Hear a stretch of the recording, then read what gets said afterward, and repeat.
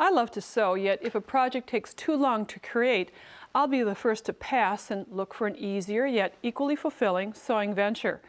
With that being said, you might surmise that easy is the key word in this three-part series of Sewing with Nancy. During this episode of 12 Easy Sew Bags, I'm showcasing handbags that can be created in an evening.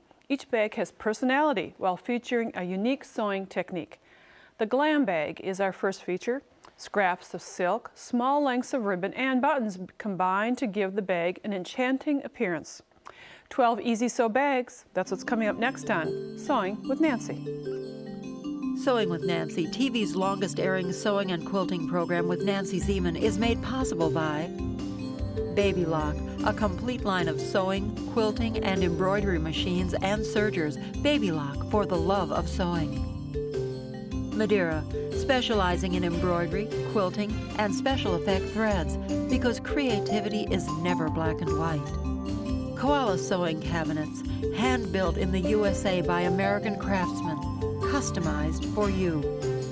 Clover, makers of sewing, knitting, quilting, and embroidery products for over 25 years.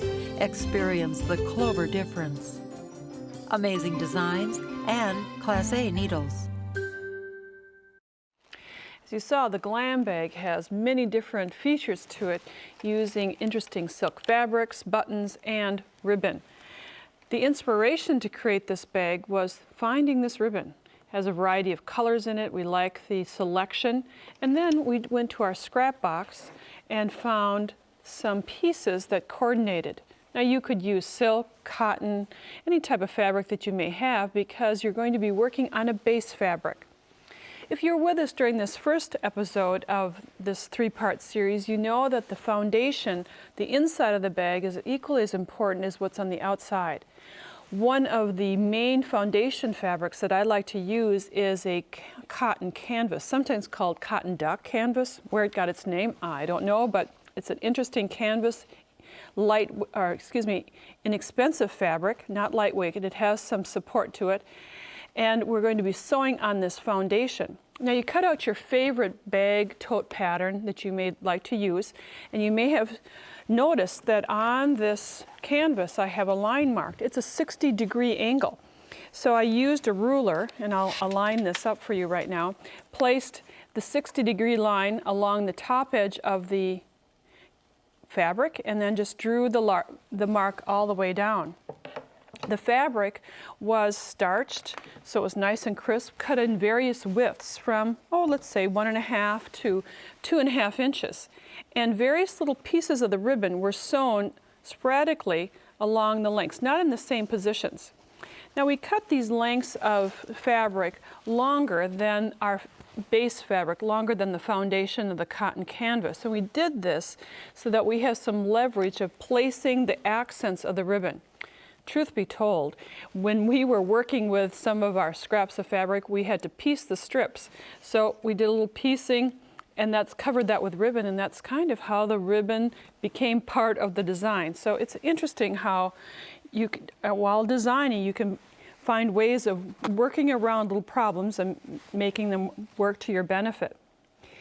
In addition to the accent pieces, we chose brown to be the highlight throughout the middle. These strips are only 1 inch in width. Now to work with this, we start with this bias line, not true bias, but a bias line at a 60-degree line, and place one of the strips at this area, and then sandwich on top of it a brown strip. Notice that I have lengths coming at the top and bottom, paying special attention to where this ribbon or accent is going to be placed. After finding where you'd like to place this, I'm going to do some sewing. Now you're just going to use the edge of your presser foot as the guide, and I'm going to get the fabrics lined up again. You're not going to be worried about a specific seam allowance. You're just going to be stitching all the layers to the fabric. I'm using an all-purpose needle, all-purpose thread, 3.0 setting, a very common setting for the length, and then you just stitch. And now we have a lot of extra fabric going off the edge, and maybe at home you can sew a little straighter than I just did. Sometimes when I'm talking, I don't always sew the straightest.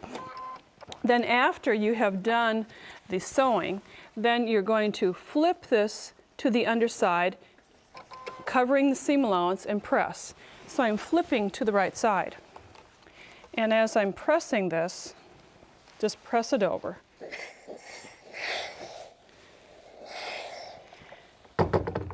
After doing this pressing, then you're going to be adding more strips, alternating adding brown after every coloration. On this particular section, then I would add my next color. Now, being particular where the section of the ribbon falls. So I would like it in this area, let's say, so I'd flip it over, match the seam allowance, do the same little pressing after the stitching, and I would just build on the area, build on that foundation. When I'm done doing the stitching, I would cut out my bag to the size. You could add some button trims to carry through the theme, and you have a very glamorous looking bag. I like to shop in boutiques, and more likely than not, the first thing I notice is how the designer combines fabrics and details. Donna Fensky, designer of this boutique bag, combined faux suede, O-rings, and the fabric from a recycled tie. Thrift stores and perhaps the back of a closet are a source of eye-catching accent fabrics. Consider going shopping for fabric in the most unlikely places to create the next easy sew bag. Start with the tie and then match the tie to some interesting fabric. We used, as I mentioned, some faux suede, and you can see the tie fabric even as part of the closure for this quick bag, plus the inner accents of the handle. Here's the outside of the handle, the inner accents. Just a little accent goes a long way. Use your favorite pattern, bag pattern, determine where you'd like the accents, and then I'll show you how to recycle this tie. Ties go in and out in fashion, the fabrics used, the styles, the widths, so save those if you like and take them apart from the underside, remove the tie interfacing and cut out this lining section, press flat, wash if needed, hand wash that would be, press it flat. Then after pressing it flat, as you can see on this sample, then cut the strips. Now this is already on the bias, so that you cut lengthwise strips and you end up with bias strips. Seems quite the contrary to normal situations, but that happens in this instance. Depending upon the width of your fabric, you could get from, let's say 5 to 7 yards of trim, depending on the width of the strips you're going to cut. To make our boutique bag, we use perforated interfacing that is used for strap handles to make our trim. Here's the narrower width and here's the wider width fused to the back of some tie fabric. This is the fabric that I'm going to be using to create this next boutique bag, and we simply folded the boutique trimming along the perforated edge and then would do some stitching. Perfectly even widths. And this is going to be placed on this silk fabric. Now, speaking of the silk fabric, I'd like to show you how we back it. If you were with us during the first program of this series, you know that we used dressmaker fabric, and then to give it support, used polyester fleece and backed it with canvas as well. 3 layers of fabric to give it enough stability to be suitable for a handbag. So we have all those layers on the fabric, and then we would just position our trim. The tie trim is positioned in this area. You have to do a little auditioning of where you'd like this to be placed on the bag.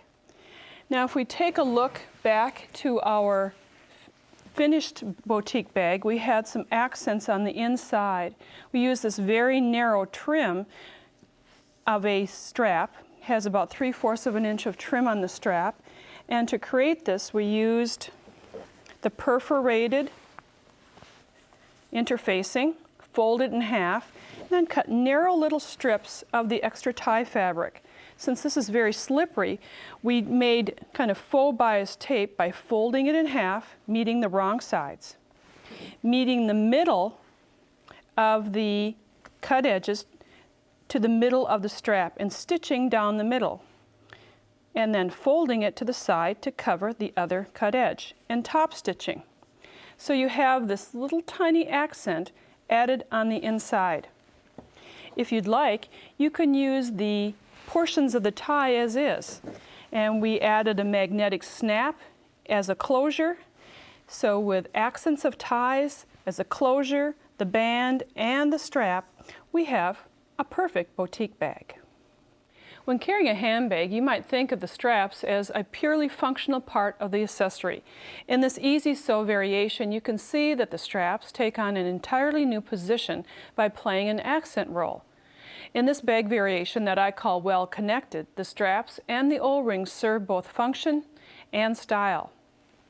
It's really easy to work with adding some straps and O-rings, but you have to know a little bit about proportion to do this, and I'm going to review them. And then also how to combine fabrics.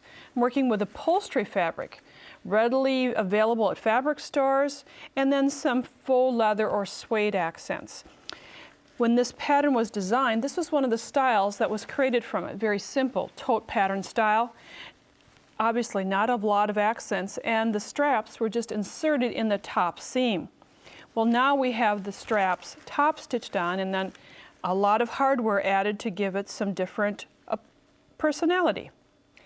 Cut an extra strap with a 2-inch crosswise strip of fabric, and we like to use the perforated interfacing to create straps. So after you fuse it on, and only partially fuse this on, you fold along the perforation. And if I hadn't used faux vinyl, then I would, or faux leather, then I would press. But since this is difficult to press, I like to stitch along the folds, just edge stitch, equidistance along the folds to keep these in place. Later on, when you're creating the straps, you're going to back the straps, as you'll see later, with ribbon. But this time, to add the accents to the front of the bag, you're simply going to use the strap as is. Upholstery fabric needs just a little bit of foundation or stability. And in this particular style, we fused on interfacing, a medium weight interfacing, just to give it a little bit more support. The straps will be marked on your pattern, whether it's a tissue pattern or a template pattern, and on this particular template pattern, here's the strap marking.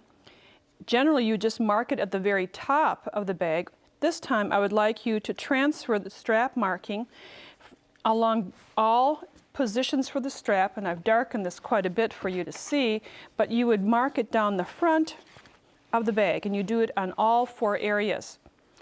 This is the second step. We're just going to work right here, right now. At this point, use some of the extra O-rings and position, kind of eyeball, where you would like to position that first O-ring and maybe second O-ring.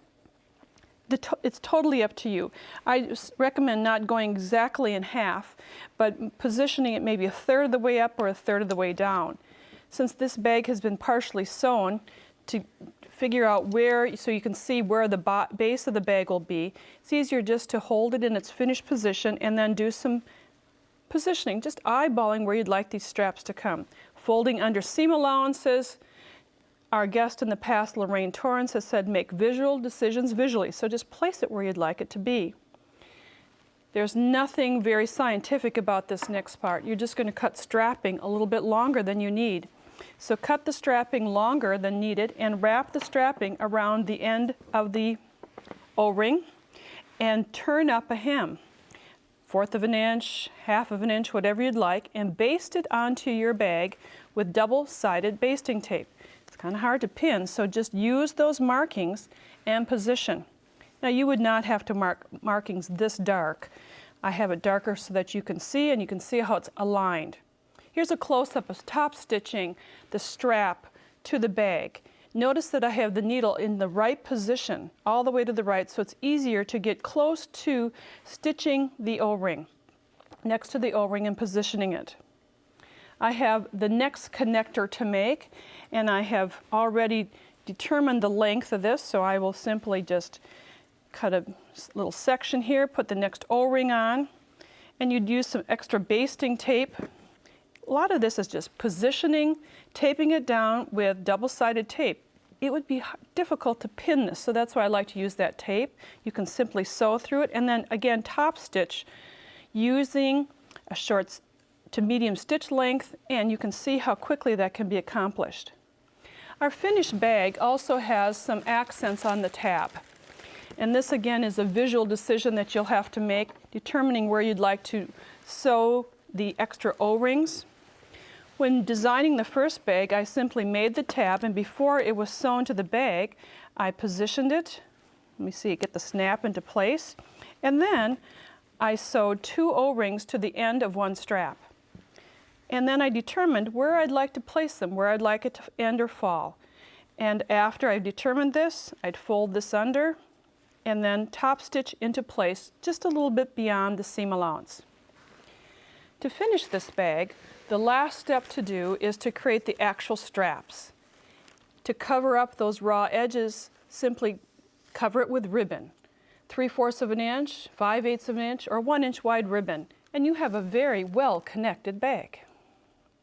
Create a personalized shower gift for the bride-to-be by sewing a bag for that very special day. This bag is easy to create with the use of a sheer and coordinating fabric. If you have vintage lace in your fabric collection, this would be an ideal place to combine something old with something new. I have made several bags for brides and have made them much smaller, but I found out after the fact that they would appreciate it just a little bit larger. So we use this crescent-shaped bag. You could also give it with a sewing kit inside, just in case you need to have a hem handily stitched or adding a button. And what a lovely bag, and perhaps could be used for another formal occasion. We've used subtle shading. We have lace, and we have organza and crepe fabric, along with some backing fabric.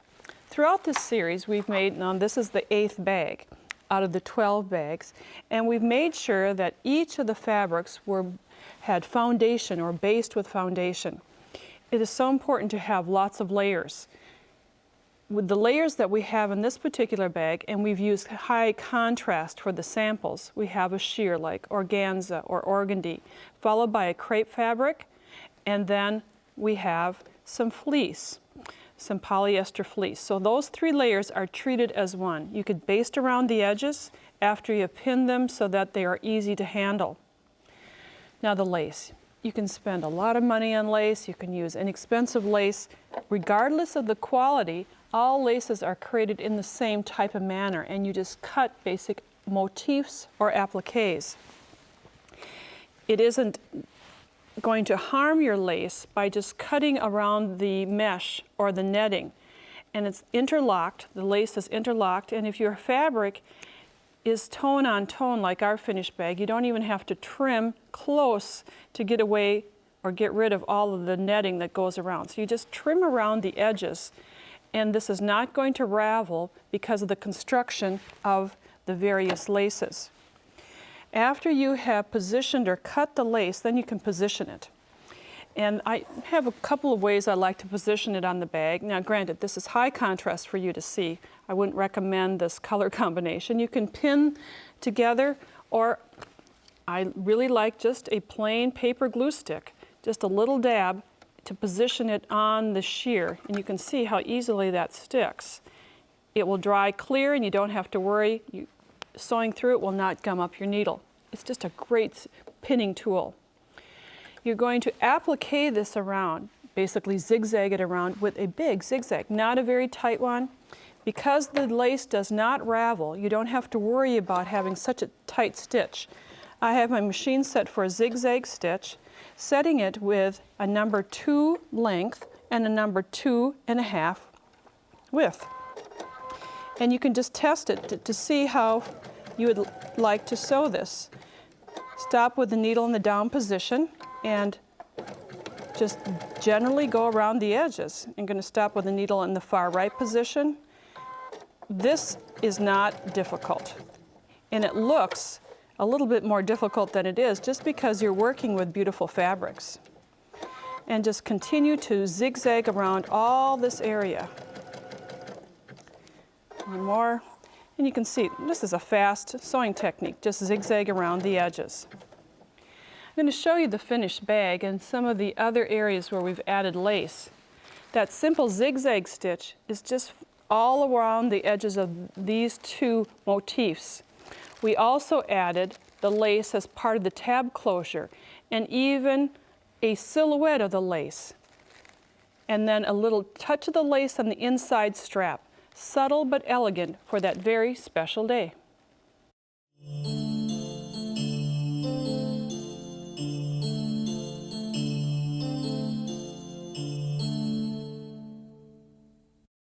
Today, during my Nancy's Corner segment of the show, hear an inspirational story of teaching sewing and quilting to those who are blind. Kim Denault appeared on Sewing with Nancy several programs ago and showed us how she teaches sewing to young kids. Well, your idea works for both sighted and unsighted. Yes, because it's very tactile.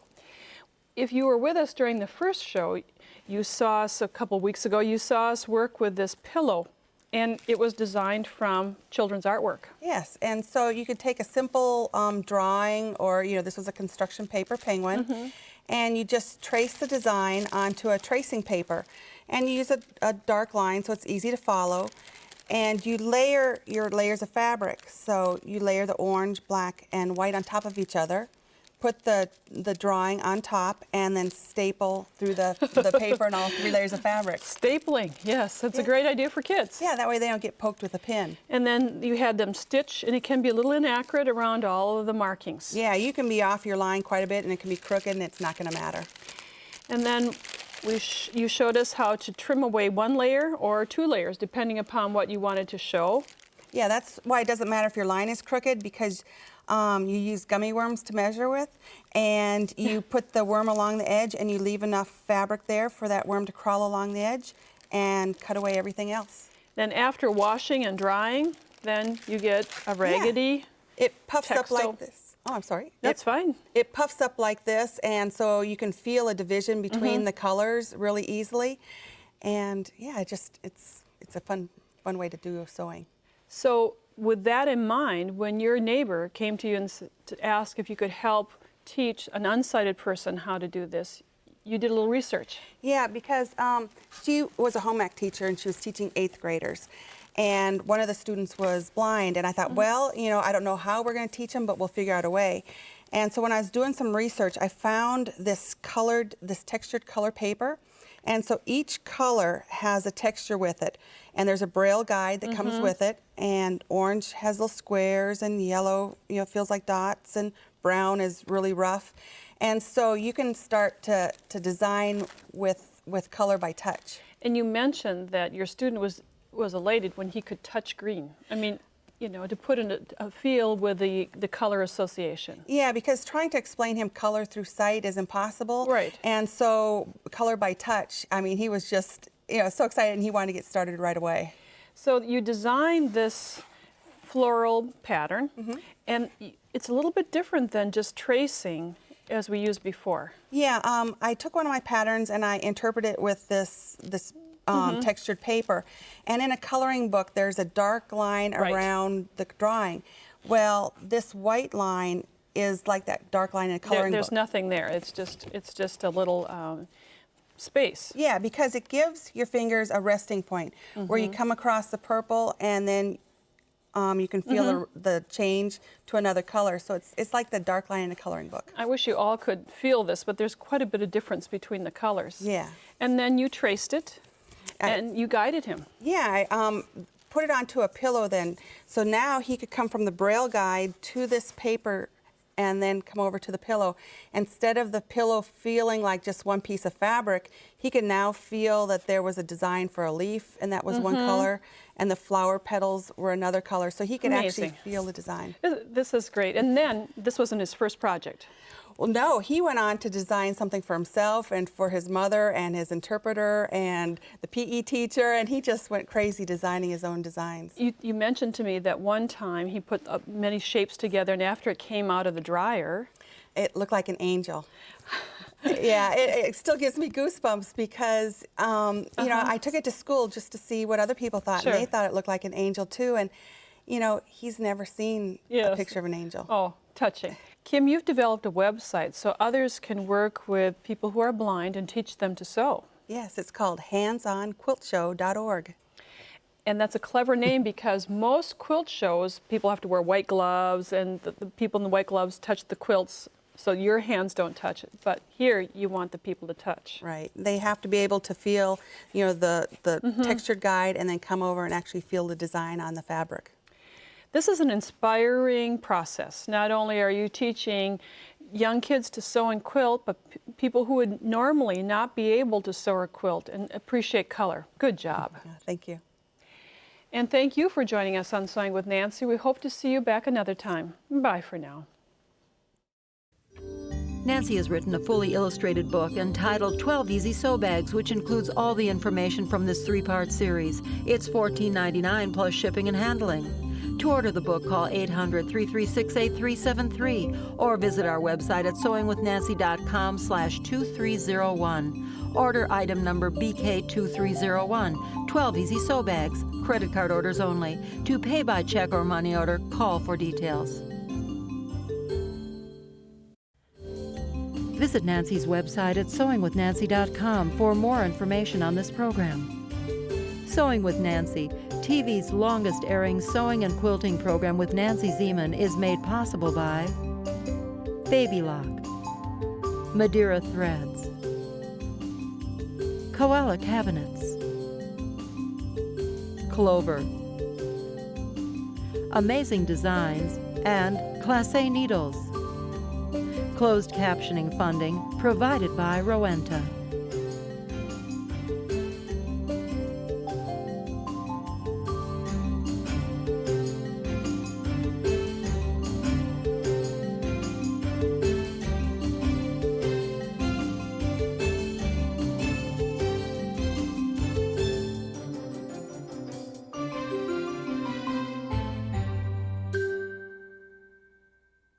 Sewing with Nancy is a co-production of Nancy Zieman